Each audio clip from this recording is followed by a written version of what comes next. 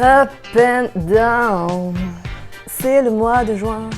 Up and down. Pourquoi est-ce qu'on vit ça? J'en sais rien. Mais je voulais faire une petite vidéo. Ouais, parce que en ce moment, voilà, je sais pas dans quel état vous êtes, mais je voulais partager pour vous dire que moi, le mois de juin, c'est extraordinairement bouleversant. Des grands up et des grands down, mais c'est plutôt des grands down. Un sentiment vraiment d'être dans une machine à laver, comme j'ai pu l'entendre au niveau de certaines vidéos, c'est vraiment ça. Quelque chose de très profond, un profond nettoyage est en train de se faire.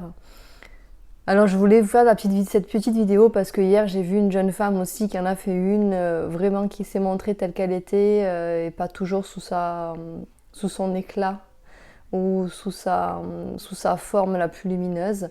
J'ai trouvé ça très courageux et donc je suis son exemple aujourd'hui parce que je pense que c'est très important aussi de montrer les moments où bien on est dans le creux de la vague et aussi pour dire que on est tous, on vit tous la même chose, vous n'êtes pas seuls, voilà, et ça c'est important.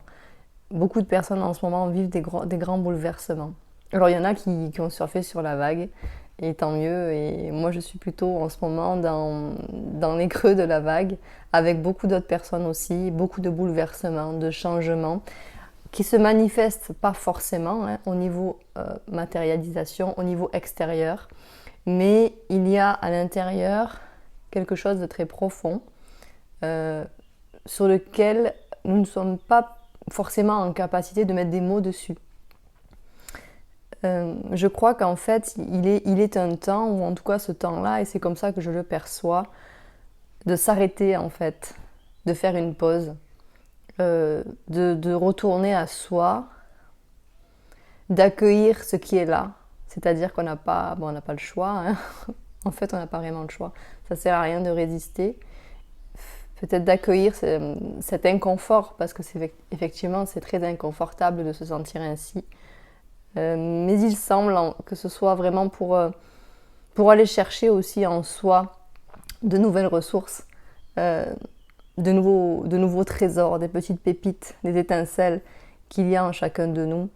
Et dans ces moments-là, et c'est pour ça que j'avais envie aussi de faire cette vidéo, ce sont dans ces moments-là qu'on va puiser aussi cette énergie, cette force vitale, cette impulsion qui va nous pousser peut-être dans des chemins auxquels on n'avait pas encore pensé auparavant, qui va nous pousser à changer des choses, peut-être des fois radicalement.